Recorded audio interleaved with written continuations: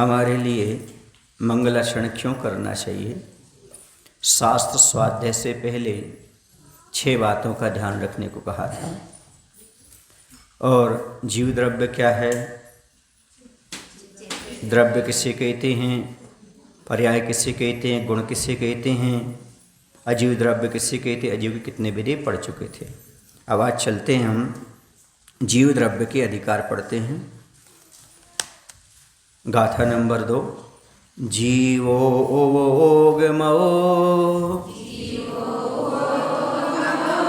अमुत्तिकर्ता सदेह परिमानो भोक्ता संसारत्थो सिद्धोसो विश्वसोढ़ गई। पढ़ो।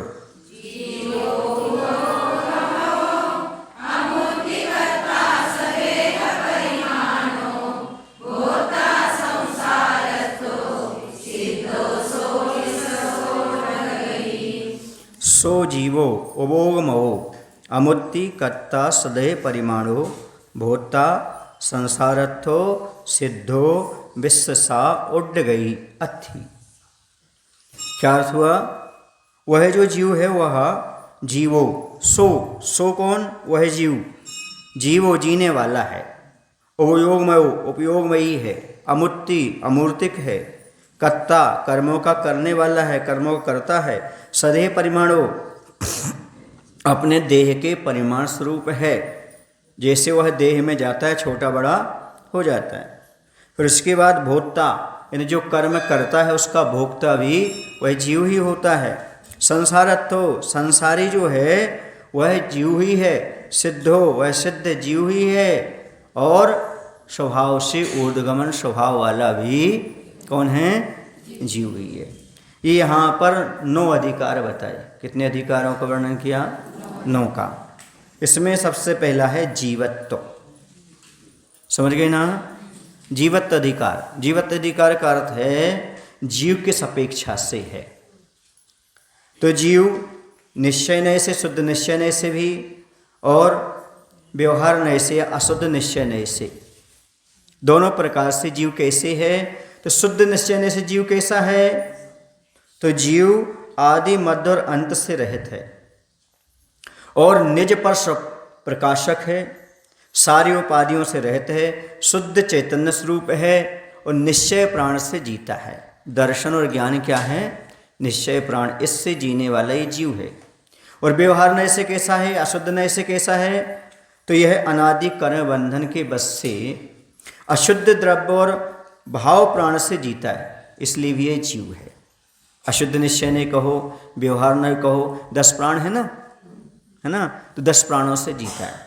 और निश्चय ने से ज्ञान चेतना से जीने वाला ये जीव है। समझ गए ना? निश्चय ने से कैसा जीता है? ये शुद्ध चेतना से, अर्थात ज्ञान और दर्शन ही उसके प्राण है। और व्यवहार न से 10 प्राणों से जीव है। ठीक है ना? इंद्रिय बल है ना, आयु, श्वासोच्छ्वास है ना, समझ गए ना? ये क्या हो गया? उसके 10 प्राण बाहर के। ठीक है ना? तो व्यवहार नय से कैसा हो गया? 10 प्राणों से जीता है। और निश्चय नय से चेतना ज्ञान दर्शन के माध्यम से जीता, ऐसे जीव है। अब जीव उपयोगमय कैसा है? तो शुद्ध द्रव्यात्मक नय से जीव सर्वथा निर्मल है, शुद्ध निश्चय नय से, और केवल ज्ञान दर्शन रूप उपयोग वाला है। कौन सा उपयोग है उसके पास? केवल दर्शन ज्ञान। समझ गए ना? ज्ञान चेतना दर्शन चेतना, और वहाँ पर कौन सी रहे? केवल ज्ञान और केवल दर्शन, है ना? इस प्रकार से। और संसार अवस्था में कैसा है? वह कर्म मल से सहित होने पर छायो समिक ज्ञान दर्शन उसके पास, मति आदि ज्ञान है। निश्चय ने से केवल ज्ञान और केवल दर्शन है। और अभी व्यवहार में कौन सा है उसके पास? ज्ञान दर्शन छायो समिक। छायो समिक कौन सा? मति श्रुत आदि ज्ञान के साथ रह रहा है। ऐसा उपयोग है। उपयोग कितने होते हैं?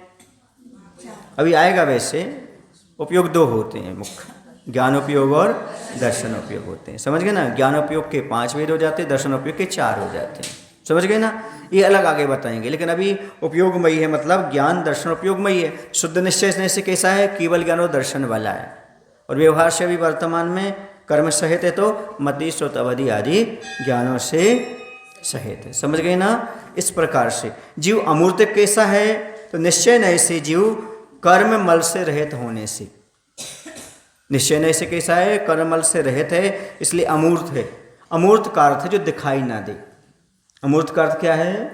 ये सिद्ध परमेश्वर दिखाई देते क्या? नहीं देते। शुद्ध निश्चय से आत्मा दिखाई नहीं देता, इसलिए अमूर्त है। लेकिन व्यवहार न से कर्म से संयुक्त है, इसे दिखाई दे रहा है पुरुष के रूप में, स्त्री के रूप में, त्रियंच के रूप में। दिख रहा है कि नहीं दिख रहा है? हाँ। कितनों ने जीव को देखा? जीव को कितनों ने देखा? हे जीव आत्मा, तूने जीव को देखा क्या? कितने लोगों ने जीव को देखा है? कैसे नहीं देखा?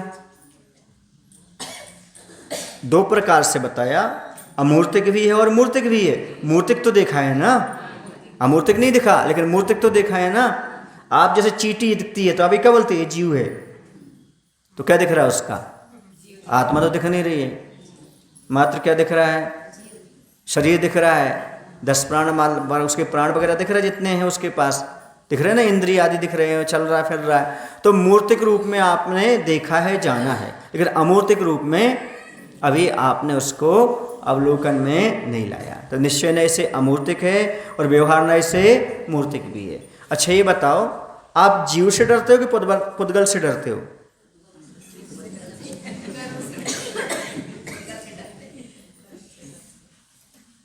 देखो, सांप जीव है कि नहीं? हाउ जीव है कि नहीं? बोलो ना। है। बिल्ली, आप किससे डरते हो? जीव से डरते, दोनों से डरते। तुम बिल्ली से डरते हैं, जितना सांप से डरते उतना बिल्ली से डरते। पर क्यों नहीं डरते? क्योंकि आप जीव से नहीं डरते। किससे डरते हो? जो कर्म जनित बाहर की उपाधि है उससे डरते हो। और यदि ये दृष्टि में आ जाए, सांप का बच्चा और हमारा बच्चा जीव हैं, जैसे आप अपने बच्चे से नहीं डरते, सांप से नहीं डरोगे। समझ में आ रहा है ना? सबसे ज्यादा किससे डरते हो? छिपकली से, है ना, या चूहे से डरते हो। घर में कांकरोच आ जाए तो उछक जाते हैं आप लोग। तो जीव से डरते कि पुद्गल से डरते हो? पुद्गल से। और पुद्गल से डरने से क्या फायदा? क्योंकि महाराज उसके पुद्गल में कुछ विशेषता ली हुई होता है। पुद्गल में जहर होता है, मारक तत्व होता है उसके साथ, इसलिए आप डरते हो। समझे है ना? जीव की भान हो जाए जीव है तो फिर आपको डर लगे ही ना। मुनि महाराज को डर क्यों नहीं लगता? बोलो ना। अकेले ही धर्मशाला में रह जाते, कोई डर नहीं लगता। कहीं भी जंगल में रह डर नहीं लगता। क्यों नहीं लगता? पूछो। क्योंकि वह जीव का भान किए हुए। किसका भान है? जीव है। और दूसरी चीज ये है, पर्याय लेकर के जो जीव चल रहा है वो आपको जब परेशान कर सकता है, जब नुकसान, जब आपका किसी का बैर विरोध होता पुराना या वर्तमान उसको नुकसान पहुंचाओ तब। बाकी कोई भी जीव आपको परेशान करने वाला नहीं है, अपनी गति से चलता है, अपने रास्ते से चलता है। आप छेड़ो छाड़ो नहीं तो कुछ नहीं बोलता वो भी खुद आपसे डरता है। दुनिया में सबसे खतरनाक तो मनुष्य है। बोलो ना। हाँ, इसलिए तो शहरों में अब सांप नहीं आते। क्यों नहीं आते? क्योंकि शहर के लोग ही जहरीले हो गए। इसलिए आप किससे डरते हो बताओ? पुद्गल से डरते हो। लेकिन मरा पड़ा हो तो नहीं डरते। अब बताओ किससे डरते हो? जीव का जो मूर्तिकपना है उससे डरते हो। किससे डरते हो? इसलिए जीव का स्वभाव यहाँ पर अमूर्तिक बता रहे हैं। जीव कैसा है? अमूर्तिक है, सारी उपाधियों से वह रहित है, ऐसा जीव अमूर्तिक उसका बता रहे। इसके बाद आता है मूर्तपना कैसे सिद्ध हुआ? कर्मों से संयुक्त होने से स्पर्श रस गंध वर्ण उसमें आ जाता है। समझ गए ना? कोई ना कोई कलर का होगा जीव, कोई ना कोई उसके शरीर से क्या आएगी? सुगंध और गंध कुछ ना कुछ आएगी, स्पर्श में आएगा। तो ये मूर्तिक कैसे हो गया? कर्म के कारण। किसके हो गया? आप किसके कारण दिख रहे हो? कर्म के कारण। आपका जो शरीर दिख रहा है वो किसके कारण दिख रहा है? कर्म के कारण। ऐसा भान होता है। वैसे ही हमारी आत्मा अमूर्तिक है, लेकिन कर्म सहित होने से मूर्तिक भी सिद्ध हो जाती है। जीव करता है। कैसा है? करता है। निश्चय से जीव निष्क्रिय है, शुद्ध ज्ञाता दृष्टा है, कर्ता धर्ता नहीं है। किंतु आचार्यों ने कहा है चैतन्य भावों का कर्ता है। अपने जो चैतन्य भाव हैं उनका कर्ता जीव है। लेकिन व्यवहार से संसारी जीव मन वचन काय से व्यापार करता है, इसलिए कर्म सहित होने से शुभाशुभ कर्मों का करता है, पुण्य और पाप का करता है। समझ में आ रहा है आपको? शुद्ध निश्चय से मात्र शुद्ध चैतन्य भावों का करता है और व्यवहार नय से राग देश आदि परिणामों का कर्ता भी जीव है। पुण्य पाप का कर्ता कौन है? जीव है। यदि जीव नहीं करता होता तो नरक में कौन जाएगा? स्वर्ग में कौन जाएगा? बोलो ना भाई। ये सब व्यवहार से होता है। किससे होता है? हाँ, संसार व्यवहार से चलता है, जन्म व्यवहार से होता है, मरण व्यवहार से होता है। समझ गए? निश्चय में ना जन्म है ना शुद्ध आत्मा है, उसका ना जन्म है, ना मरण है, ना राग है, ना द्वेष है। शुद्ध वीतराग स्वरूप आत्मा है, शुद्ध चैतन्य स्वरूप निश्चय नहीं से। किंतु व्यवहार नहीं से यह राग देश का करता है, क्रोध का करता है, माया का करता है, लोभ का करता है। ऐसा नहीं होता तो हम कैसे कहते राग छोड़ो, मोह छोड़ो? बोलो ना भाई। तो एकांत से वह शुद्ध नहीं है, बल्कि वह राग देश का कर्ता भी है व्यवहार होने से। इसलिए जीव कैसा हो गया? कर्ता हो गया। कर्तृत्व भाव उसके पास आ गया, कर्तापना। अब इसके बाद जीव स्वदेह परिणाम है। स्वदेह माने जितने उसका शरीर है उसके अंदर वह प्रवेश करता है तो उस प्रमाण हो जाता है। चींटी के शरीर में जाएगा तो हाथी के शरीर में जाएगा तो हाथी शरीर। समझ गए ना? इस प्रकार से वह स्वदेह अपनी देह के प्रमाण हो जाता है, फैल जाता है पूरे में, संकोच विस्तार गुण होने से। शुद्ध निश्चय से तो जीव लोकाकाश प्रमाण है। लोकाकाश कितने प्रदेशी है? असंख्यात प्रदेशी है। कितना है? एक जीव भी असंख्यात प्रदेशी है। क्या कह रहे हैं? पूरा लोकाकाश असंख्यात प्रदेशी है और एक जीव भी असंख्यात प्रदेशी है। और कितने जीव हैं? अनंत जीव हैं। और प्रत्येक जीव कितना प्रदेशी है? असंख्यात प्रदेशी। और लोग भी कितना है? समझ में आ रहा है आपको कुछ? क्या नहीं आ रहा समझ में? फिर ऐसे कैसे रह लेते हैं? आचार्य कहते हैं प्रदीपवत, दीपक। जैसे इस कमरे में एक दीपक रखेगा तो उसका प्रकाश बन जाता है, दूसरा दीपक रखोगे तो उसका ही प्रकाश बन जाएगा। 100 दीपक रखोगे तो, 1000 दीपक रखोगे तो, बोलो ना, उसका प्रकाश उतने ही स्थान में समा जाएगा जितने स्थान में एक दीपक का समा रहा है। इसी प्रकार से असंख्यात प्रदेशी लोग होते हुए भी, असंख्यात प्रदेश जीव होते हुए भी अनंत अनंत उसमें अवगाहित हो जाते हैं। आगे समझ में? बोलो ना। यदि आप एक लाइट जलाते हैं तो भी पूरे कमरे में फैलेगा, 2 जलाएंगे समा जाएगी ना उसी में, 3 सब लाइट समा जाएगा, उसका प्रकाश पूरा समा जाएगा। ऐसे ये प्रदेश भी आत्मा के क्या करते हैं? पूरे के पूरे समा जाया करते हैं। समझ गए ना? तो ये जीव कैसा है? स्वदेह परिणाम है, अर्थात लोकाकाश प्रमाण असंख्यात प्रदेशी है। तथापि अशुद्ध नय की अपेक्षा अनादि कर्म बंध के कारण शरीर नाम कर्म को वैसे संकोच विस्तार वाला होने से स्वदेह परिमाण वाला है। स्वदेह समझ गए ना? हाँ, संकोच विस्तार वाला। पानी में ऐसा होता है जिस बर्तन में डालो उस बर्तन का आकार ले लेता है, लेकिन यदि गिलास का पानी, ये बड़े भगोनी का पानी गिलास में डालो तो समाएगा नहीं, समझे? लेकिन प्रदेश समा जाते हैं। कैसे होते हैं? जैसे बड़े प्रदेश हैं हाथी बराबर शरीर वाले, देखो किस में जाएंगे? चींटी में, तो संकोच हो जाएंगे उसमें प्रवेश कर जाएंगे। समझ गए ना?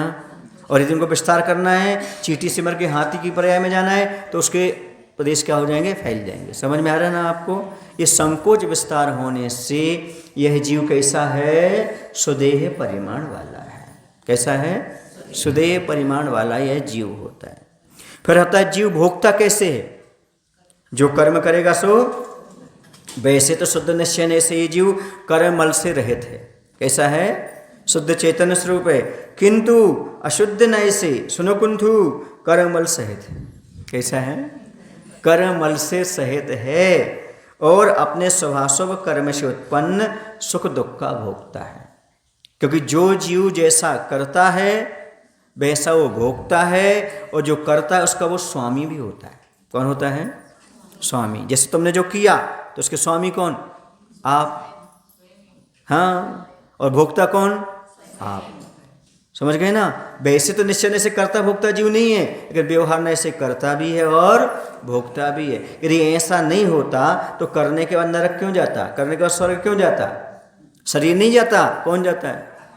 आत्मा जाती है, जीव जाता है। शरीर तो यहीं पड़ा रह जाता है। शरीर करता भोक्ता नहीं है, करने भोक्ता वाला कौन है? हमारा आत्मा है, हमारा जीव है। शुभ कर्मों का के कारण सुख दुख को भोगता है। अशुभ कर्म का फल दुख, और शुभ कर्मों का फल सुख। ये सुख दुख क्यों मिल रहे हैं आपको? आप भोग रहे कि नहीं भोग रहे? कभी सुख कभी दुख, ये सब कर्म का फल आप भोग रहे हैं, तो भोगता भी हैं। अब जीव संसारस्थ है। अगला अधिकार कौन सा है? संसारस्थ। ये जीव वैसे तो शुद्ध निश्चय से कैसा है? नित्यानंद स्वभाव वाला है, संसार से रहित है। किंतु अशुद्ध नय से जीव द्रव्य क्षेत्र काल भव भाव रूप 5 प्रकार के संसार में परिभ्रमण करता है, जिसे पंच परावर्तन कहते हैं। क्या कहते हैं? पंच परावर्तन करता है, इसलिए संसारी जीव है, संसारस्थ है। अब आता है जीव सिद्ध कैसे है? यह जीव व्यवहार नैसे कर्मों के कारण कर्मोदय कर्णज आत्मा की उपलब्धि रहित होने से असिद्ध है। अभी हम सब असिद्ध हैं, क्योंकि अभी हम सिद्ध नहीं हुए। क्या नहीं हुए? क्योंकि कर्म हमारे साथ हैं। किंतु निश्चय न से अनंत ज्ञान अनंत गुण स्वभाव वाला धारक होने से यह सिद्ध है। हमारे पास भी अनंत गुण विद्यमान हैं। कैसे? जो सिद्ध परमेष्टि में, लेकिन अभी हमने उसको व्यक्त नहीं किए। क्या नहीं किए? अभिव्यक्त नहीं किए, शक्ति रूप में है। इस अपेक्षा से हम भी सिद्ध हैं। समझ गए? निश्चय से कैसे हम सिद्ध स्वरूप हैं। जैसे भगवान का स्वरूप है वैसा हमारा स्वरूप है। लेकिन व्यवहार से, जैसे मैंने कहा था, प्रत्येक नागरिक में प्रधानमंत्री बनने की शक्ति है। शक्ति की अपेक्षा है, अभी प्रधानमंत्री नहीं है। रवि अपने आप को सिद्ध मान लो, भगवान मान लो। मैं शुद्ध आत्मा, शुद्ध छे, द्रव्य कर वाव मर रहित छे, आहा, ऐसा मत मानने लगना। सुन रहे अभी? हाँ, अभी तो हमारी आत्मा कैसी है? अशुद्ध है, क्योंकि अभी हम संसार में पड़े हुए हैं, संसारी हैं। हम असिद्ध हैं, शुद्ध नहीं है, सिद्ध नहीं है। समझ गए ना? वो अनुभव भी आपको नहीं आ सकता जो सिद्ध को आता है, क्योंकि आचार्य ने लिखा है, सिद्ध बने बिना शुद्ध का कभी न अनुभव होय, दुग्ध पान से स्वाद क्या घृत का संभव होय। जैसे दूध पीते समय घी का स्वाद नहीं आता, लेकिन घी किस में रहता है? दूध में रहता है। लेकिन स्वाद किसका आता? दूध पीते समय दूध का ही आता है। वैसी हमारी अभी दशा कैसी है? अशुद्ध है। भले हमारे अंदर शुद्ध चेतन स्वरूप आत्मा है, लेकिन आपको अनुभव किसका होगा? अशुद्ध आत्मा का ही अनुभव होगा। समझ आ रहा है ना? क्योंकि दूध पीते समय विश्वास हो सकता है कि दूध में क्या है, ऐसे हमें विश्वास है कि हमारी आत्मा शुद्ध चेतन स्वरूप, लेकिन वर्तमान में अशुद्ध है। कैसी है? ये अनुभव आएगा। अनुभव वर्तमान का होता है। अनुभव किसका होता है? वर्तमान का होता है। श्रद्धांतर काल का होता है। तीनों कालों का श्रद्धान हो सकता है। श्रद्धान तीनों कालों का हो सकता है। बहुत अच्छी बात है, लिख लो। श्रद्धान तीनों कालों का हो सकता है, लेकिन अनुभव तो मात्र वर्तमान का ही होता है। आपकी थाली में भोजन रखा है, स्वाद किसका आ रहा होगा? जो आपकी जिह्वा पर होगा। वर्तमान का स्वाद आएगा।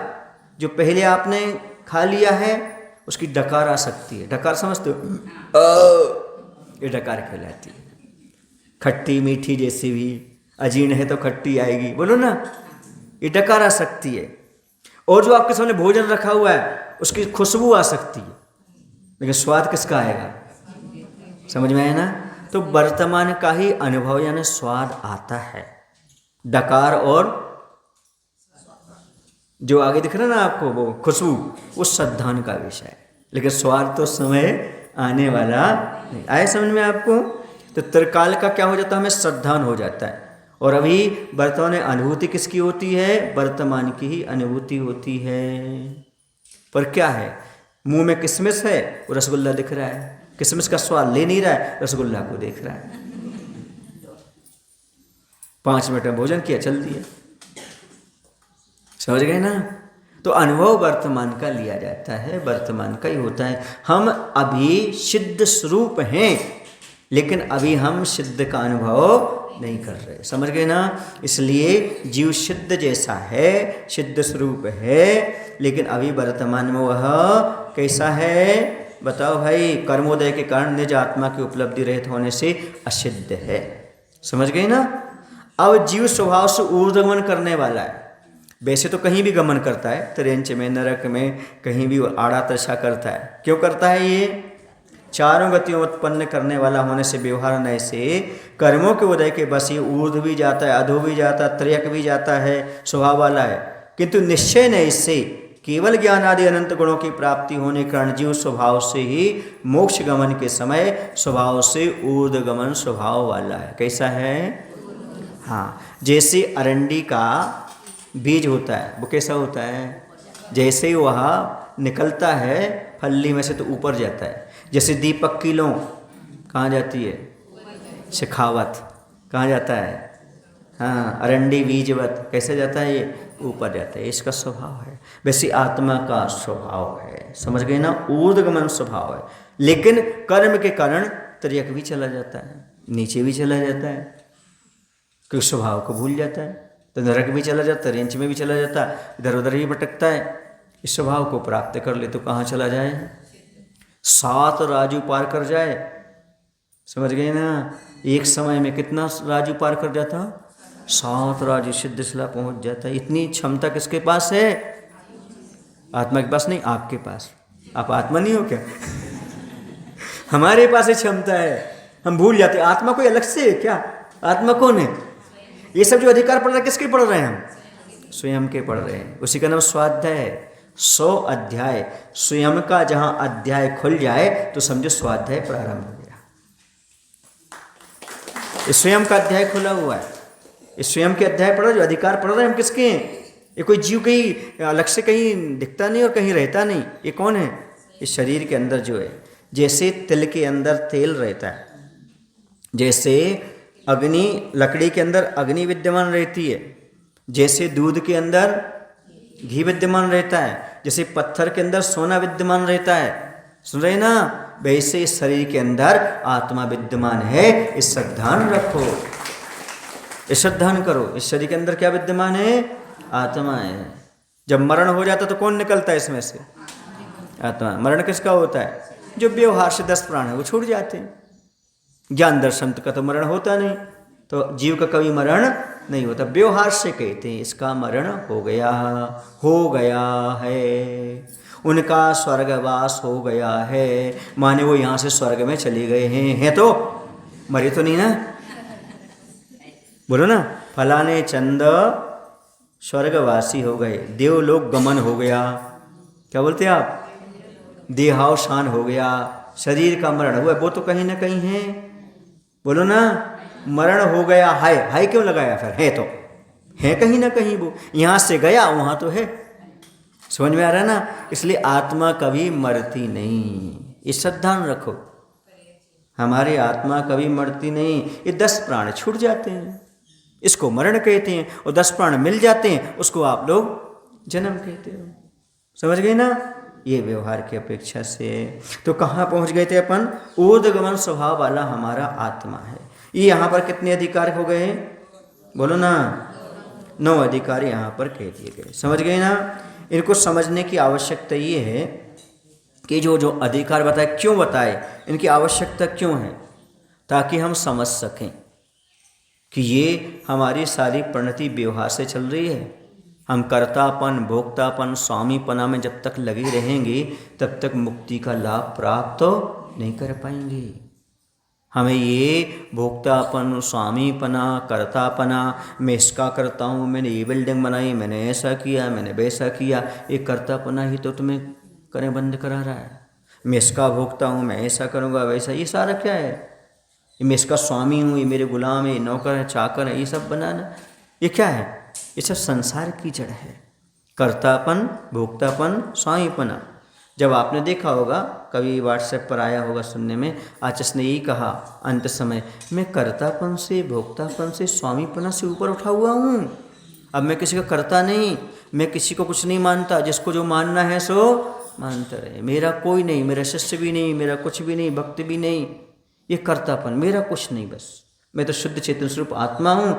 इसको उपलब्ध करने के लिए, इसे प्राप्त करने के लिए, हमें प्राप्त हो जाए, इसलिए इस प्रकार का चिंतन करना। समझ गए? क्या चिंतन करना? ये भोक्तत्व है, कृतत्व है, संसारत्व है, स्वामित्व है, ये सब व्यवहार है। कैसा है? ये सब व्यवहार चलाने के लिए है, इसमें रचना पचना नहीं। क्योंकि इसमें रच पच गई तो क्या होगा आपको पता है? कर्म का बंध होगा, संसार मिलेगा, कभी मुक्त हम हो नहीं सकते। इसलिए जीव को समझने की आवश्यकता है। कौन से जीव को? स्वयं को। दूसरे को समझाने की आवश्यकता नहीं। स्वाध्याय किसका नाम है? स्वयं का अध्याय। स्वयं समझो कि हम संसार में भटक रहे हैं, संसार की दशा हमारी बनी हुई है क्योंकि हम कर्तापन, भोक्तापन और स्वामीपना नहीं छोड़ पा रहे। हमने ऐसा किया। आदमी जब कोई अच्छा काम करता है ना तो 4 लोगों को बताता है, पम्पलेट छपाता है, अनाउंस करवाता है मैंने ऐसा किया। और यदि गलत करता है तो छुप के करता है, किसी को बताता नहीं, बोलता नहीं। बोलो ना ऐसा तो है नहीं कि अच्छा काम किया तो उसका फल मिलता हो, बुरा किया तो उसका नहीं मिलता। बोलो ना, फल तो भोगना पड़ेगा। अच्छा करोगे तो बुरा करोगे। कुछ लोग कहते हैं अच्छे काम करो, अच्छे काम करो, भगवान देख रहा है। तो बुरे काम करोगे तो भगवान नहीं देखेगा क्या? अच्छे काम करते समय तो याद रखता है कि भगवान देख रहा है, बुरे करते समय याद रखो कि भगवान देख रहा है, तो तुम्हारे जीवन में सुधार आ जाएगा और बुरे काम छूट जाएंगे।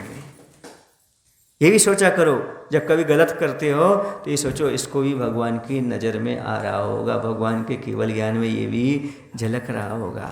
समझ में आ रहा है?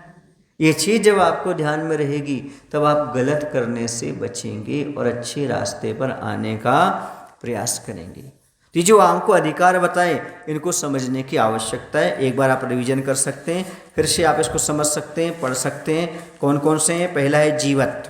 कौन सा है पहला? जीवत। दूसरा है उपयोगमय। तीसरा है अमूर्तकत्व। फिर है कर्तृत्व। फिर है स्वदेह परिमाणत्व, भोक्तृत्व, संसारित्व, सिद्धत्व और स्वभाव से ऊर्ध्वगमनत्व। जीवत तो समझ गए आप, चेतन प्राणों से निश्चय नहीं से, है ना, केवल दर्शन ज्ञान। और व्यवहार से ज्ञान दर्शन मतलब मति आदि श्रुत आदि ज्ञान, ठीक है ना। और उपयोग में कैसा है? यह उपयोग में कैसा है? ज्ञान दर्शन चेतना इसके पास है। उपयोग हैं, 2 उपयोग हैं, एक तो ज्ञान और दर्शन। तो केवल ज्ञान और केवल दर्शन। और यहाँ सामान्य से मति आदि ज्ञान से उपयोग में ये आत्मा है। इसके बाद आ गया आपका अमूर्तिकत्व। अमूर्तिकत्व का अर्थ हो गया जो दिखाई नहीं देता। समझ रहे ना? सो कर्म से रहित जो है वह शुद्ध चेतन स्वरूप है, तो अमूर्तकत्व है। और जब कर्म सहित है तब मूर्त रूप में ये आपके सामने दिखाई दे रहा है। समझ गए ना? कर्तृत्व कैसे है? वैसे निश्चय न से शुद्ध चैतन्य भावों का करता है, लेकिन व्यवहार न से यह जीव शुभाशुभ कर्मों का करता होने से सुख दुख का भी करता है। समझ गए ना? ये कर्मों का करता है। फिर उसके बाद स्वदेह परिमाणित्व कैसा है? जिस शरीर में जाता है उस प्रमाण हो जाता है, क्योंकि इसके पास संकोच विस्तार क्षमता है। कौन सी क्षमता है? संकोच और विस्तार करने की क्षमता है। तो वह आत्मोपदेश को संकोच और विस्तार करके उसमें चला जाता है। समझ गए ना? चींटी के में गया तो चींटी बराबर, हाथी के शरीर में गया तो हाथी बराबर। आत्मा वही है, असंख्यात प्रदेश ही है, लेकिन वह इस प्रकार संकोच विस्तार हो जाता है। फिर आता कर्तृत्व के बाद आता है शुद्ध परिमाण भोक्तृत्व। जो कर्म करता है उसका भोक्ता भी है। वैसे तो शुद्ध कर्मों का अर्थात शुद्ध भावों का वह करता है, लेकिन व्यवहार से वह अशुभ कर्मों का भी करता है। समझ गए ना? कर्ता होने से क्या है? भोक्ता भी है। वैसे शुद्ध भावों का भोक्ता है, लेकिन यह जैसे कर्म करता है वैसे कर्म सब फल का भोक्ता भी यह हो जाया करता है। तो संसार में पड़ा हुआ है। कहाँ पड़ा है? संसारी है। वैसे तो सिद्ध स्वरूप है, लेकिन वर्तमान में अभी कर्म सहित होने से कैसा है? ये संसारी जीव है। आप कौन से जीव हो? संसारी जीव हो। क्यों हो? क्योंकि कर्म सहित हैं अभी हम, इसलिए। शुद्धत्व, वैसे यह आत्मा सिद्ध स्वरूप है, लेकिन अभी वर्तमान में असिद्ध है, क्योंकि कर्म मल से सहित है। और यह आत्मा स्वभाव से कैसा है? ऊर्ध्वगमन स्वभाव वाला है। अधोगमन क्यों हो रहा है? त्रिगमन क्यों हो रहा है? क्योंकि कर्म बांध रहे हैं। कर्म के कारण जैसी गति बांधते हैं वैसे हम भटकते रहते हैं। व्यवहार से यह सब प्रकार से गमन करता है, निश्चय से यह कैसा है? ऊर्ध्वगमन स्वभाव वाला है। अब कैसे करना आपको? बोलो ना। करना तो है, करना भी चाहिए, पर प्रयास कैसे हो वो तो सोचो। पढ़ना सहित है क्या है ना? वाक्य बोलना बहुत सरल होता है ना? कहना बहुत सरल होता है, लेकिन अमल में लाना, पालन करना उसमें बहुत कठिन होता है। लेकिन मुझे विश्वास है आज आप सुन रहे हो, श्रद्धान रख रहे हो, कल ऐसा दिन आएगा आप इसका पालन भी कर सकते हो, करने का समय आपको मिल सकता है। बोले महावीर भगवान की जय। ऐश्वर्य गुरु विद्यासागर जी महाराज की जय। बोले हे प्रभु, हम सभी को इतनी शक्ति, इतनी बुद्धि देने की कृपा करो, ताकि हम कर्तापना, भोक्तापना, स्वामीपने से ऊपर उठ करके अपना कल्याण कर सकें। नमो शिवाय।